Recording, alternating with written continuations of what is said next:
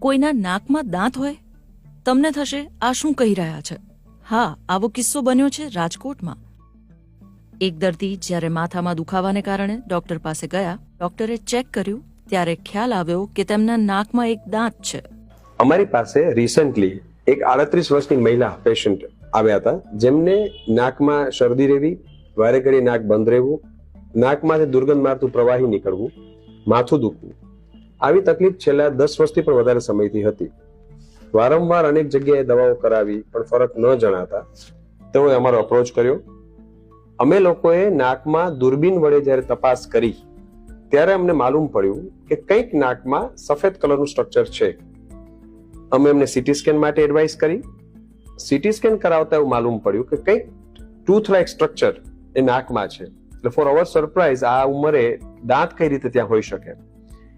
એટલે અમે સગાને સમજાવ્યા અને ઓપરેશન માટે એની તૈયારી કરવામાં આવી. જ્યારે દૂરબીન વડે નાકનું ઓપરેશન કરવામાં આવ્યું અને સ્ટ્રક્ચર જ્યારે કાઢવામાં આવ્યું, ફોર અવર સરપ્રાઇઝ અમને પણ એવું લાગ્યું કે આ શું છે, તો એ જ્યારે નીકળ્યું ત્યારે આખો દાંત હતો. આ પ્રકારની સ્થિતિને મેડિકલ ભાષામાં ઇક્ટોપિક ટૂથ તરીકે ઓળખવામાં આવે છે. ઇક્ટોપિક ટૂથ એટલે દાંત ખરેખર ઉગે જડબામાં, પણ ઇક્ટોપિક એટલે જે જગ્યાએ હોય એ જગ્યાએ ન હોવું અને બીજે હોવું, ધેટ ઇઝ કોલ્ડ ઇક્ટોપિક મેડિકલ ટર્મિનોલોજીમાં.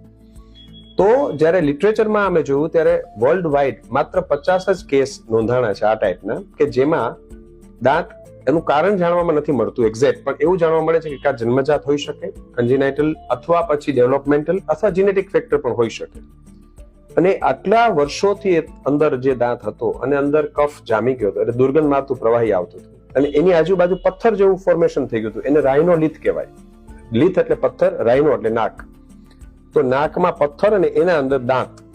એટલે આપ કલ્પના કરી શકો કે કેવો રેર કિસ્સો છે. અને બીજું કે દર્દી છેલ્લા 10-12 વર્ષથી માત્ર ને માત્ર આ રીતે દવાઓ કરતા, કદાચ એનાથી વધારે સમય, આ તો દર્દીની તકલીફ હતી, પણ કદાચ એનાથી વધારે સમયથી પણ આ હોઈ શકે. દર્દીના પતિનું કહેવું છે કે સર્જરી બાદ તેમને ઘણી રાહત છે. છેલ્લા 10 વર્ષથી અસહ્ય તકલીફ હતી માથાના દુખાવાની. માથામાં દુખાવાના કારણે અંદર ઘણીવાર મૂંઝાણો થતો, ઓક્સિજનનો અભાવ રહેતો મગજમાં.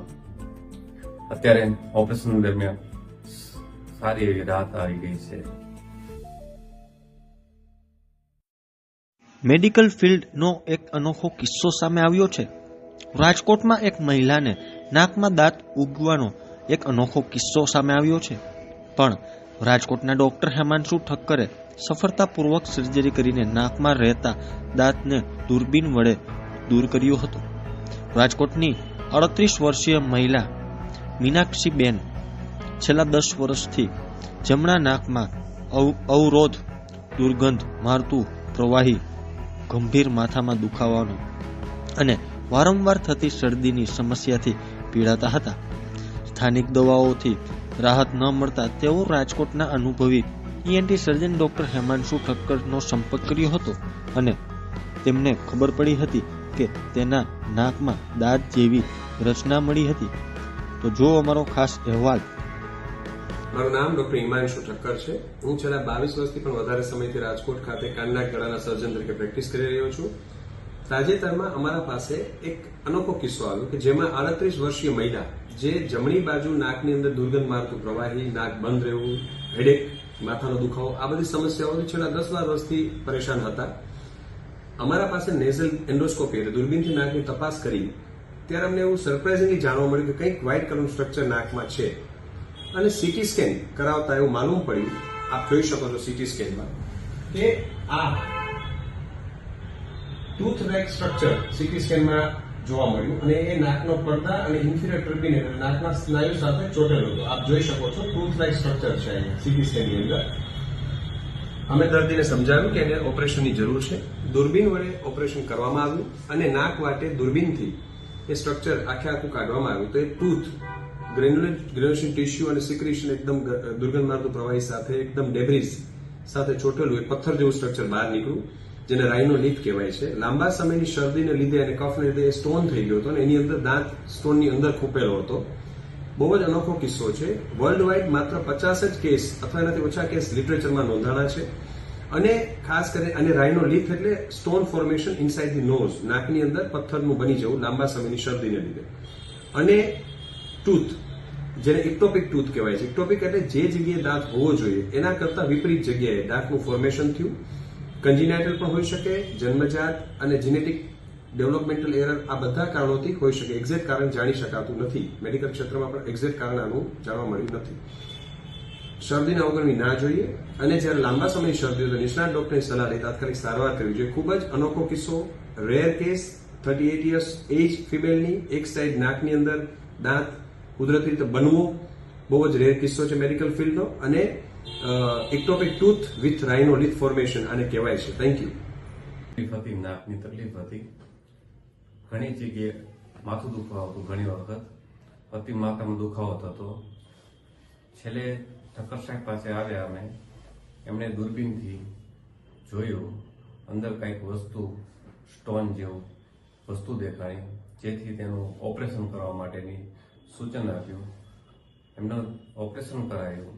અત્યારે એમને ખૂબ જ રાહત છે. છેલ્લા 10 વર્ષથી અસહ્ય તકલીફ હતી માથાના દુખાવાની. માથામાં દુખાવાના કારણે અંદર ઘણીવાર મૂંઝાણો થતો, ઓક્સિજનનો અભાવ રહેતો મગજમાં. અત્યારે ઓપરેશન દરમિયાન સારી એવી રાહત આવી ગઈ છે. મહિલાના નાકમાં દાંત ઉગ્યું. મેડિકલ ફિલ્ડનો આ અનોખો કિસ્સો છે રાજકોટનો. છેલ્લા 10 વર્ષથી મહિલા પીડાતી હતી. જમણા નાકમાં અવરોધ સાથે દુર્ગંધ મારતું પ્રવાહી નીકળતું હતું. એટલું જ નહીં, ગંભીર માથાના દુખાવો અને વારંવાર થતી શરદીની સમસ્યાથી તે પરેશાન પણ થતી હતી. જો કે ખાનગી હોસ્પિટલના ડોક્ટરે દૂરબીન વડે મહિલાની સફળ સર્જરી કરી હતી. ગ્રેન્યુલેશન ટિશ્યુ અને સિક્રેશન એકદમ દુર્ગંધ મારતું પ્રવાહી સાથે એકદમ ડેબ્રિસ સાથે ચોટેલું એક પથ્થર જેવું સ્ટ્રક્ચર બહાર નીકળ્યું, જેને રાઇનોલિથ કહેવાય છે. લાંબા સમયની શરદીને લીધે અને કફને લીધે સ્ટોન થઈ ગયો હતો અને એની અંદર દાંત સ્ટોનની અંદર ખૂપેલો હતો. બહુ જ અનોખો કિસ્સો છે. વર્લ્ડ વાઇડ માત્ર 50 જ કેસ અથવા એનાથી ઓછા કેસ લિટરેચરમાં નોંધાણા છે. સર્જરી પૂરી રીતે સફળ રહી હતી અને દર્દીને કોઈ પણ જાતની તકલીફ વિના હોસ્પિટલમાંથી ડિસ્ચાર્જ કરી દેવામાં આવ્યા છે. હાલ તેઓ સંપૂર્ણ રીતે તંદુરસ્ત છે. રાજકોટથી દિવ્ય ભાસ્કર માટે કુલિન પારેખનો રિપોર્ટ. મારું નામ ડોક્ટર હિમાંશુ ઠક્કર છે. હું રાજકોટ સ્થિત કાનનાકગળાની અમારી હોસ્પિટલ છે. 22 વર્ષથી હું પ્રેક્ટિસ કરી રહ્યો છું. તાજેતરમાં અમારા પાસે એક અનોખો કિસ્સો આવ્યો, જેમાં એક દર્દી જેમની ઉંમર 38 વર્ષ હતી, એમને છેલ્લા લગભગ 10-12 વર્ષથી શરદીની તકલીફ, નાક બંધ રહેવું, નાકમાં વધારે દુખાવો થવો, હેડેક થવું, એ બધી સમસ્યાઓથી એમને તકલીફ થતી હતી.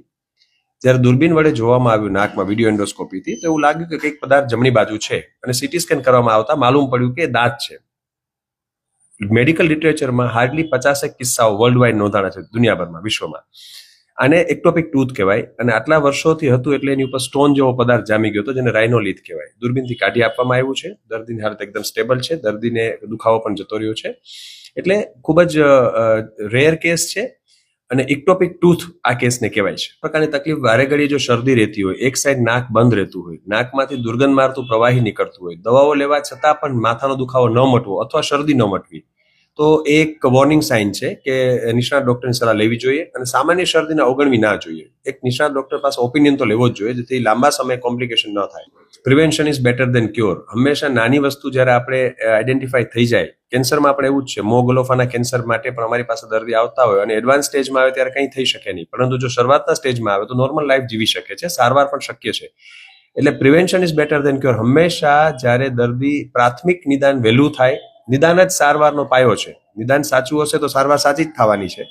એટલે અર્લી ઇઝ ધી બેટર. આપણા આરોગ્યને અવગણવું ના જોઈએ. Stay fit, stay healthy. Thank you. ખૂબ જ જટિલ સર્જરી કહેવાય છે, કારણ કે નાકની અંદર જે ઇન્ફિરિયર ટર્બિનેટ નાકનો સ્નાયુ આવેલો હોય, એની અને પડદાની વચ્ચે આ એક 10-12 વર્ષથી પણ વધારે સમયથી હશે, કારણ કે આ જન્મથી જ હોય અથવા જીનેટિક હોય અથવા કન્જીનાઇટલ અથવા ડેવલપમેન્ટલ હોય. એટલે દૂરબીનથી કાઢવામાં આવ્યું છે. બહાર ક્યાંય ચેકો ટાંકો નથી કરવામાં આવ્યો અને સર્જરી જટિલ જ કહેવાય છે. મેં આપને કીધું એ પ્રમાણે વિશ્વભરમાં હાર્ડલી 50 કેસીસ લિટરેચરમાં પણ નોંધાણા છે. ખૂબ જ રેર કિસ્સો છે. બોલો, મહિલાને નાકમાં ઉગ્યો દાંત સાંભળીને જ અજુગતું લાગતું હશે, પણ આ સાચું છે.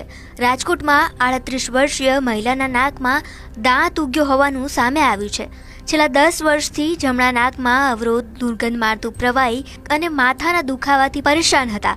દવાઓથી પણ તેમને રાહત ન મળતા રાજકોટના અનુભવી ENT સર્જન ડોક્ટર હિમાંશુ ઠક્કરનો તેમણે સંપર્ક કર્યો હતો. નાકની એન્ડોસ્કોપી અને સીટી સ્કેનથી નાકમાં દાંત જેવું જ કંઈક સ્ટ્રક્ચર હોવાનું સામે આવ્યું હતું.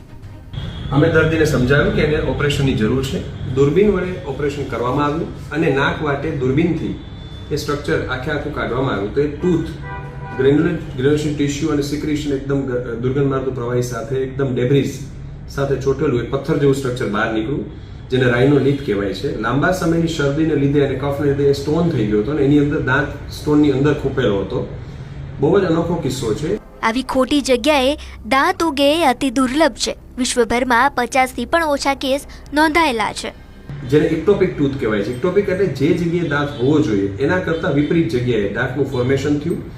કન્જીનાઇટલ પણ હોઈ શકે, જન્મજાત અને જેનેટિક ડેવલપમેન્ટલ એરર, આ બધા કારણોથી હોઈ શકે. એક્ઝેક્ટ કારણ જાણી શકાતું નથી. મેડિકલ ક્ષેત્રમાં પણ એક્ઝેક્ટ કારણ આનું જાણવા મળ્યું. કોઈ વ્યક્તિના નાકમાં દાંત ઉગે એવું તમે ક્યારેય નહીં સાંભળ્યું હોય, પણ આ કિસ્સો રાજકોટમાં બન્યો છે.